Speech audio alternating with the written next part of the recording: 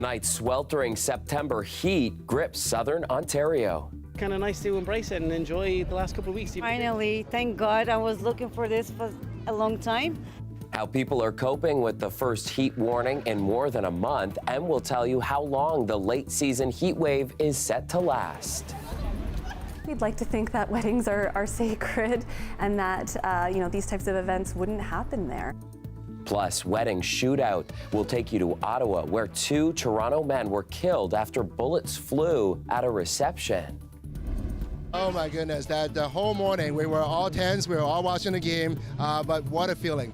And Olympic bound. Canada's men's basketball team clinches an Olympic appearance for the first time in more than 2 decades. This is CBC Late Night News.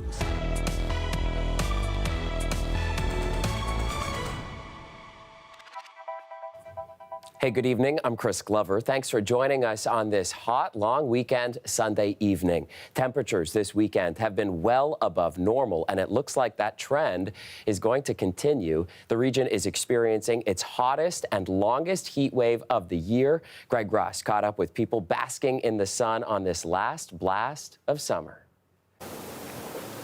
It was a great day to be on the water, or at least eating ice cream by the water. Woodbine Beach was packed today with people looking to soak up some rays or cool off in the water during this late summer heat wave. It's kind of nice to embrace it and enjoy the last couple of weeks. Finally, thank God. I was looking for this for a long time, and it's been a beautiful, amazing day. We're out here drinking and having a good time and, celebrating the end of the summer. Temperatures in Toronto soared above 30 today, well above the seasonal high of 23. In fact, it was hotter today than any day in August. The fact that there were no days above 30 in August, I think first time we've seen that in about 15 years. David Phillips with Environment Canada says these warm temperatures are going to stick around, with the hottest forecasted for Tuesday. And it's not just the daytime temperatures that are up. We call these tropical nights when the nights stay above 20 degrees. We've had a few of them this summer, but not any as warm as what we're going to see tonight and the next night. We could see 4 nights in a row above 20. To help people stay cool this evening, a number of city pools, like the Sunnyside Gus Ryder Outdoor Pool, are staying open until 11:45. The city also recently extended the pool season. Several city pools that were supposed to close after Labor Day will now stay open until September 24th. We finally got him to go into the water and start swimming, so we're excited that it's being extended. Now that he enjoys it, we'll come back as much as we can. It's not just people that have to cool off on a hot day like this. 9 city pools that are closing this weekend actually saved their last swim for the dogs. Oakley, you want to go swimming? You want to go swimming? Go ahead, buddy. Go swimming. It's not exactly the dog days of summer anymore, but a dip in the pool was a special treat for dozens of dogs today, with dog owners waiting in long lines just to get into the Stanley Park pool. For some, it was well worth the wait. I wasn't expecting it to be such chaos, but it's fun. It's good for them, so. During the heat wave, the city will also be operating some public cooling sites on extended hours. Greg Ross, CBC News, Toronto. All right, let's get Sophia into the conversation now. And Sophia, I'm not sure if you could tell in that video, but Greg's dog, Oakley, was quite the cute pup there in that shot. Yeah, he was waiting for his big moment of TV fame there. He did well. He'll have many more chances to dip into the pool by the sounds of it. Most hottest and most extreme weather stretch we've had so far this summer. Here's a look at the heat warnings, basically covering all of Ontario right now. It'll be this way for a few days. And here is the why. It's this big prolonged ridge of high pressure here for an extended stay, bringing Gulf warmth along with it. We're on day 2 of 4. Today was Toronto Pearson's warmest day since June the 2nd. It has been a while, right? As you heard there, it just felt like a very cool and very wet summer. For others, it was the hottest or most humid day ever in places in northeastern Ontario, like in Thunder Bay, where it felt like 42 today. There is more to come. Tuesday will really be the peak of this. Temperatures are 10 to 15 degrees above normal, with the feels like into the low 40s for your Tuesday. And it's actually the first time since 2019 that we have had a 30-degree day this late to the party in September as well. So not only has it been a cool summer, everybody is the hot weather is coming a little bit late as well. Here's a look at Tuesday temperatures. It'll be a very sticky back to school for many Tuesday and Wednesday as well, Chris. Yeah, sticky, no kidding. All right, thanks, Sophia. You're welcome. See you soon. And you're looking live at the nation's capital tonight. A wedding reception in Ottawa is the site of a mass shooting that killed 2 people and injured 6 others. The victims have been identified as Toronto men. As Peter Cowan tells us, no arrests have been made and no motive has been discovered yet. It was supposed to be a night of celebration with weddings inside this convention center near the Ottawa airport. But just after 10 p.m. Saturday, it turned to panic, horror, and a hail of gunfire. 26-year-old Saeed Mohammed Ali was killed, along with 29-year-old Abdi Shakur Abdi Dahir. They were both from Toronto. Early stages, it's difficult to provide a lot of information. However, this is our chance to also ask the community if there is any information and evidence that you can provide, please bring it forward. Police are saying they have no evidence this was a hate-motivated attack and there's no risk to the public's safety, but won't say why. Jessica Bradley is the city councillor for the area. She says that provides some comfort, but where this happened is still shocking. We'd like to think that weddings are sacred and that these types of events wouldn't happen there, and it's very startling. But again, in the absence of the details, it's difficult to say if this specific wedding was targeted or if it was simply the guests that were in attendance. I mean, either way, it's awful. The police chief says investigators are examining what connection there may be between these killings and gangs, and Bradley says knowing that will be key to figuring out how to move forward. You want to know if this is a trend, if there's something that we need to be concerned about. This violence is tragic, it's unacceptable, it's disturbing for our entire community. As police figure out who did this and why, they're hoping the public can help. They say dash cam and security footage from the area may be important to piece together what happened. Peter Cowan, CBC News, Ottawa. Taking you to Wasaga Beach now, where the OPP has already laid more than 250 charges in response to what it calls an unsanctioned car rally. In a statement, the town says the car rally was successfully dispersed last night, with charges being laid that include speeding, license plate violations, vehicle tire violations, and driver's license offenses. Several vehicles were also impounded. Now, an injunction was granted by the Ontario Superior Court on Friday after the town learned from social media that H2OI Canada would be holding a car rally. This is following years of summer rallies that have caused disturbances and damages in the community. Eritrean politics erupted in unrest overseas again this weekend. Protesters taking to the streets in Canada as well. Here in Toronto, things stayed calm, but across the country, it was anything but.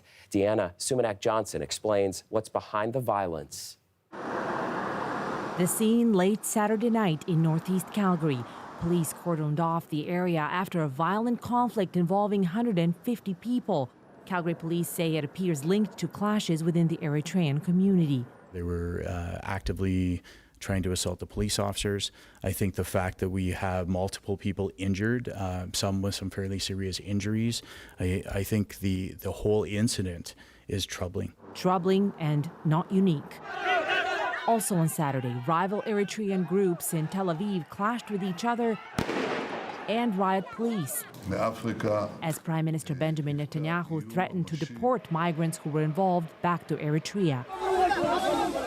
In early August, conflict between 2 groups at Toronto's festival Eritrea sent 9 to hospital, some with serious stab wounds.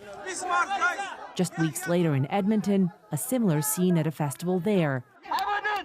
A common thread: protesters say organizers of these cultural festivals are actually trying to promote Eritrea's oppressive regime and even fundraise for it. People are quick to ask who started the violence. Well, the regime in Eritrea started the violence because it's a violent system that it presides over. The organizations in charge of these festivals vehemently deny any links to the regime of Isaias Afwerki. In response to the Calgary clash, they said, "Our community has been subjected to threats and violent attacks by the Brigade Namadu, a violent political organization responsible for the attacks against Eritrean communities in Europe, Israel, and North America." While many in the Eritrean community plead for peace, tensions remain high. Protests in Toronto on Saturday night had heavy police presence, but no one was hurt and no arrests were made. Deanna Sumanak-Johnson, CBC News, Toronto. To sports coverage now, and an exciting basketball update tonight. For the first time in more than 2 decades, the Canadian men's team has booked a ticket to the Olympics. They clinched the berth today with a win over Spain. CBC's Kwabena Oduro has that story. Canada fights back and takes down Spain.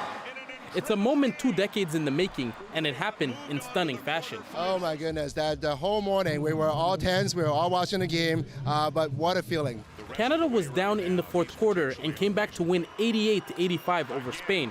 But perhaps more importantly, Canada will play in the Olympics next year in Paris. This is the first time since the 2000s Canada men's basketball has qualified for the Olympics. The golden era is once again on the rise again with basketball in Canada. The men's team was not the only team eyeing an Olympic berth. In downtown Montreal, a 3-on-3 women's basketball tournament took place featuring countries from all over the world. Team Canada won, getting them one step closer to the Olympics. There's just a lot of supporters of basketball in Canada, and for the men to go out and do the job, I know they're happy. I know the fans are happy, and we're happy to be there, hopefully to support them at the Olympics. Dwight Walton played for Canada in the 1988 Olympics in Seoul. Walton says off-court changes led to this moment. They've changed the whole landscape of the program, from top to bottom, from grassroots coaching upwards to the senior level program, to having a diverse front office, men and women, different ethnicities, different ideas. But Walton says Canada can't take its foot off the gas. And if you want to be successful, you have to commit yourself to the process. It's a long one, it's a long journey, but as you can see, it's definitely profitable towards the end, especially if you get to your goal. With the berth in the Olympics already clinched, Canada basketball has some unfinished work at the FIBA World Cup. Their journey continues in the quarterfinals on Wednesday against a very tough Slovenian team. Kwabena Oduro, CBC News, Montreal.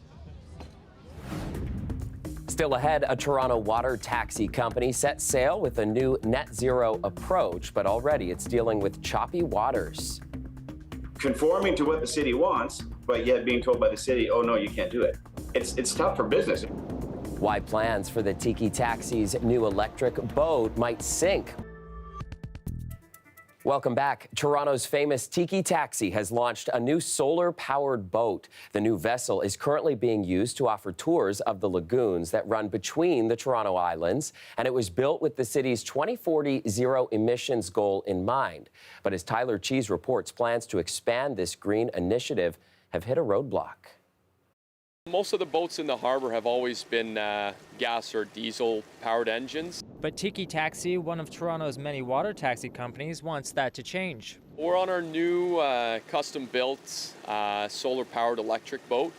It's our new tour boat. We're hoping to do tours of the Toronto Islands and get people to actually enjoy the nature out here. Unlike the usual Tiki Taxis, which people take to and from the Toronto Islands, this one sticks to the channels that run between them. It's all part of the company's move to introduce more eco-friendly options as the city moves ahead toward its 2040 net zero goal. And that's not the only benefit. With the electric motor you see back here, it's a lot more quiet than any gas-powered engines, right? So it's essentially sailing without the sails out here. So you can actually hear the water move and hear the chirp of the birds, and it's a nice, quiet ride. So right now, if you want to take the electric boat tour, you have to get on a gas-powered Tiki Taxi to get you to that boat. And the president says he'd like to build a dock at the Center Island Bridge to change that, but he also says the city won't allow him to do that. We had a meeting and I was told that if they wrote a permit for our company to do this, that every other company would be screaming that they need an opportunity to do it as well, even though at the moment, no one is doing what we're doing. And no one has asked for that location.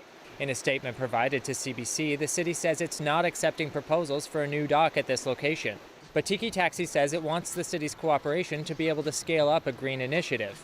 It's a situation the company's president calls extremely frustrating. Conforming to what the city wants, but yet being told by the city, oh no, you can't do it. It's kind of it's tough for business. Why would I spend all kinds of money developing systems for my water taxis, make them clean and everything? He's hoping the city will come around and that he'll be able to add 2 or 3 additional boats and turn lagoon tours into a separate business. Tyler Cheese, CBC News, Toronto. With school around the corner, university students have begun moving into their accommodations for the start of the school year. TMU has set up a pop-up store that offers gently used goods for free.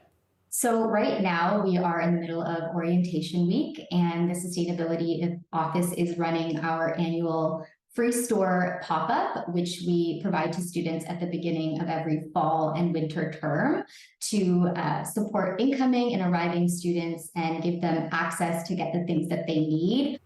All right, so here's the deal. Students can choose from a wide variety of items like household appliances, electronics, and office supplies. The items come from TMU's annual donation drive, Eco Move Out. That initiative collects items thrown away during student move-outs.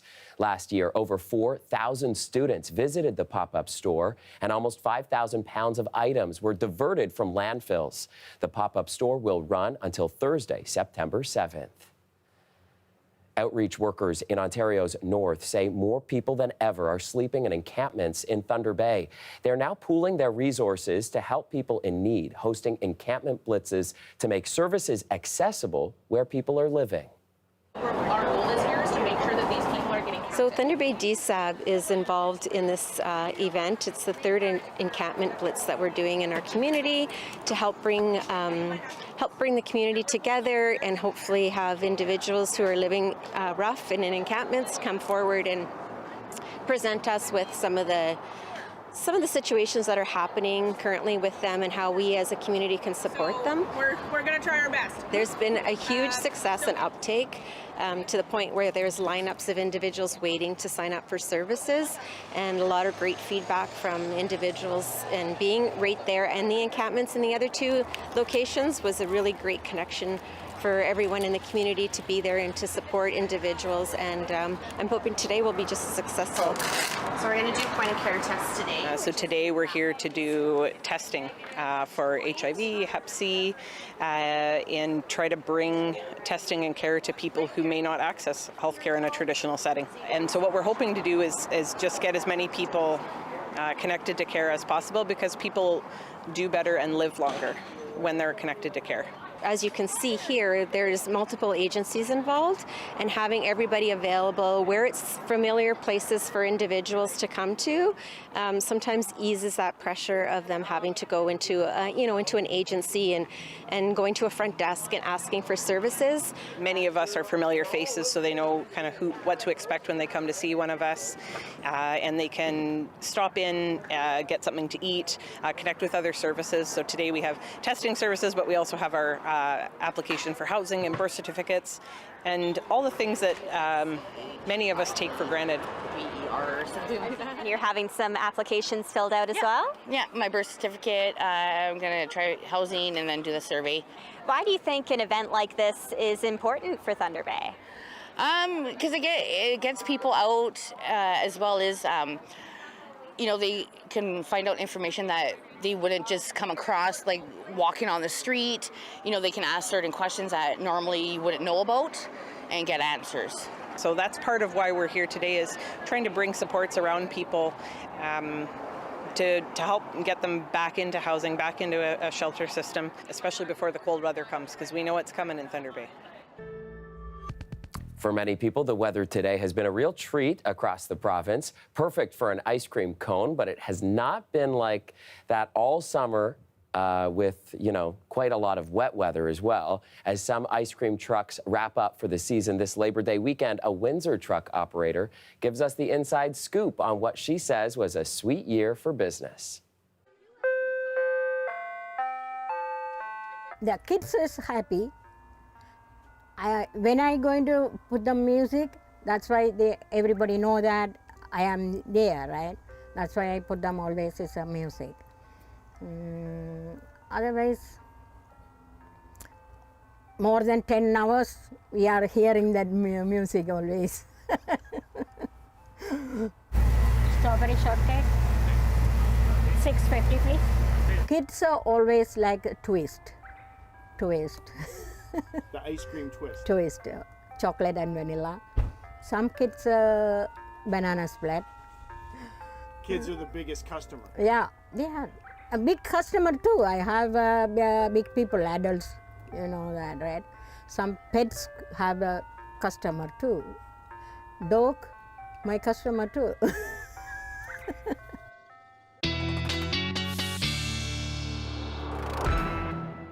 All right, so loved kids, yeah, they are the biggest customers, but my Yeah. goodness, I love it. Hey, you have a favorite ice cream flavor? Oh, I'm a strawberry cheesecake girl, I think. Nice, Yeah. okay. Shannon I'm and I Rocky have Road had all this the debate way. many times Have on you? the weekend evenings. Yes. A rocky road, very good. It's going to be a rocky road when it comes to weather this upcoming work week. Chris, what a week we have in store. Just right now at this late time of night, look at the temperature outside, 25, feeling even warmer. Just a taste of what is to come in this 4-day heat event. But hey, this big stable ridge of high pressure means a good prognosis for the air show going off without a hitch on Monday, as some of the earlier rounds did today. We had some cancellations last year, but this also means really sticky conditions, as we were saying, for any of the kids heading back to school Tuesday or Wednesday, when you won't be able to wear that fall wardrobe when it feels like the low 40s. Monday, Labor Day temperatures, yes, we feel like the 40s to the south, but in northeastern Ontario, around James Bay, temperatures are about 15 degrees above normal. In fact, Moosonee has a chance on Tuesday to beat a temperature record that was set back in the 1950s. So just incredible anomalies here.